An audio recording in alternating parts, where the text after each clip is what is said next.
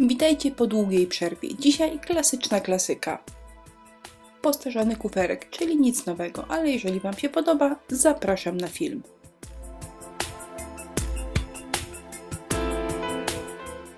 Zwykłe prostokątne pudełko drewniane. Zaczęłam od pomalowania środka białą farbą akrylową. Jeżeli macie dobrą farbę, wystarczy pomalować jeden raz. Za chwilę na zewnątrz pomaluję na beżowo. Ale żeby kolor nie wyszedł zbyt równo, dodam odrobinę czarnego. Czarny dodałam na bokach. Do osiągnięcia efektu zadrapań użyję specjalnego preparatu. Oczywiście można użyć świeczki i będzie o tym na końcu. Ale akurat ten preparat jest niedrogi, wydajny i bardzo ułatwia życie. Bo jak wiadomo, ciężka praca jeszcze nikomu nie zaszkodziła, ale po co ryzykować? Najlepiej położyć dwie cieniutkie warstwy. Preparat schnie bardzo szybko. A teraz wszystko na biało. Dla ładnego, równego efektu krycia powierzchnię trzeba pomalować 2 razy. Jedna warstwa prezentuje się średnio. Pudełko ma wyglądać na stare, więc biała farba, idealnie biała farba, do niego nie pasuje. Znajome farby, opóźniacz do farb akrylowych i troszkę je przybrudziłam. Tak sobie paćkam, słucham audiobooka, ale pomyślałam, że warto sprawdzić, czy ten kolor pasuje do odcienia na serwetkach. Normalna sprawa, nie pasuje. Dodam trochę czarnego i git majonez, jak mawia klasyk. A teraz radość życia, czyli pieczątki. Oprócz stempla potrzebujemy pędzel gąbkowy i farbę akrylową. Stempel nie prezentuje się atrakcyjnie, bo jest bardzo stary, ale działa dobrze. Uwaga, farbę nakładamy bardzo malutko, a jeżeli ktoś ma z tym problem, należy najpierw stempel odbić na boku na kartce, a dopiero potem na pudełku. Odbijanie stempli farbami akrylowymi nie jest idealne, zobaczcie. Ale jest jedna uniwersalna rada, nie przejmować się. Stempelek albo natychmiast myjemy pod bieżącą wodą, albo używamy takich czyścików. Należy spryskać stempel, na chwilę go odstawić, a potem szorować albo szczoteczką, albo myjką. W podobny sposób można czyścić szablony. Pudełeczko wyschło, teraz efekt zadrapań. Potrzebny jest papier ścierny, ale w tym wypadku dosyć ostry. 180 będzie najlepsza. I dopiero teraz można przykleić serwetkę.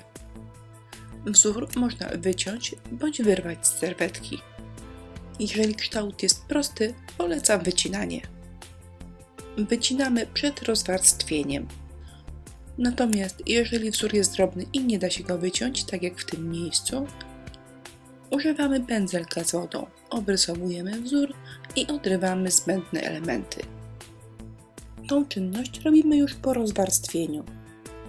Dopiero teraz możemy serwetkę przykleić. Potrzebujemy pędzel, szeroki syntetyczny oraz klej do decoupage.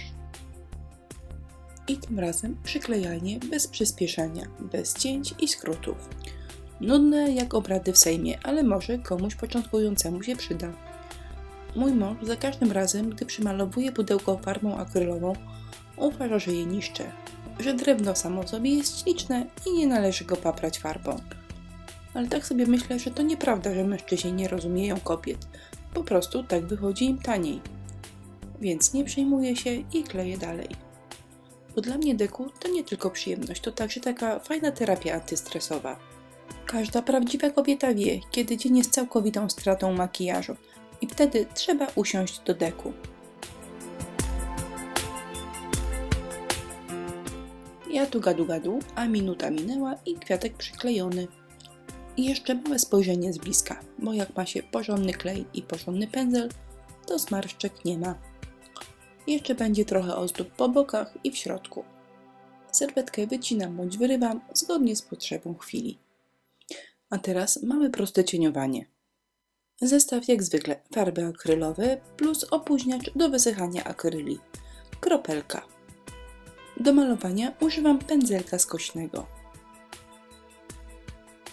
Farby i opóźniacz trzeba ze sobą wymieszać. i dodać odrobinę wody, jeżeli jest taka potrzeba.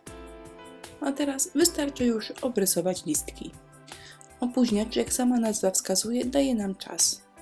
Farba schnie długo, jeżeli dodamy dużo opóźniacza, nawet kilka godzin. W tym czasie nasze cieniowanie można poprawiać, a nawet zetrzeć.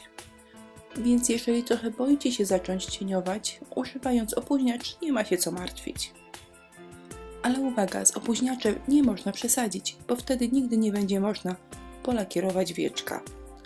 Po prostu farba nie będzie chciała wyschnąć. I jeszcze mały drobiazg od środka, żeby po otwarciu pudełeczko także cieszyło. Brzegi środkowego wieczka maluję tą samą metodą, którą cieniowałam przed chwilą róże.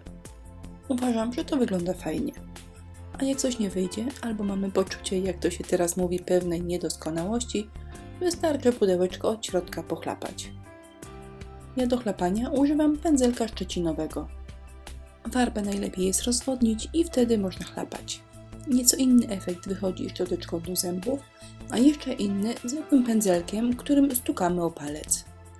Ale ja lubię chlapanie i kleksy. Uważam, że w każdej postaci są śliczne. Ups, rozgadałam się. Zrobiłam jeszcze pieczątkę, a teraz będą nóżki. Nóżki w naturalnym kolorze nie pasują. Przytłaczają pracę, więc przemaluję je na biało pigmentem. Można do tego użyć białej farby akrylowej, ale pigment to po prostu inna, lepsza jakość. Jedna, nawet bardzo cieniutka warstwa kryje znakomicie.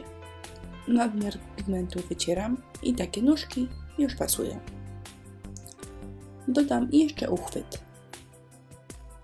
Zanim wszystko skleję razem, pracę trzeba polakierować. Ja użyłam lakieru matowego. I dopiero teraz mogę wkleić nóżki. Można je przybić albo przykręcić, bo mają odpowiednie otwory, ale najłatwiej jest przykleić. Mam nadzieję, że nikt mnie nie zapyta o sens uchwytu. On nie ma żadnego sensu, po prostu pełni funkcję ozdobną. I to już prawie wszystko. Pudełko jest naprawdę proste, a zabrałam Wam prawie 9 minut życia. Ale dla tych, którzy mają naprawdę dużo czasu, przygotowałam mały bonus, czyli test na dnie pudełka. Bo dno pudełka, jak żadne inne miejsce, nadaje się do różnych testów znakomicie. Tym razem będzie porównanie efektu świecy do preparatu, który użyłam w filmie. Z prawej strony zwykła stara świeca. Starałam się, aby warstwa świecy była równa i gładka. Żadnych grudek, ani miejsc pozbawionych świecy. Natomiast drugą połowę dna pomaluję preparatem do efektu zadrapań. Położę dwie cieniutkie warstwy. Właściwie nie czekam, aby wyschła pierwsza, zaraz kładę drugą. Z bliska rzut oka na te dwie powierzchnie. Jakoś specjalnie się nie różnią. I teraz ta sama biała farba akrylowa. Subiektywnie oceniając, na świecy maluje się odrobinę trudniej. Kolejny raz przyglądamy się z bliska. Aby testowe dno pasowało do całości pudełka, odbiję kilka pieczątek. A teraz zadrapania i tutaj już widać różnicę. Trudno dyskutować o samej urodzie zadrapań.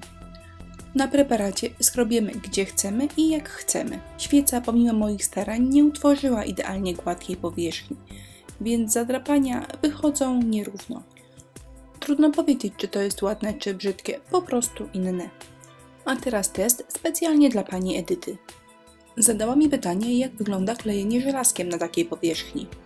Wstyd powiedzieć, nie miałam pojęcia, więc trzeba przeprowadzić test. Powierzchnię pokryłam hot glue i dokładnie wysuszyłam.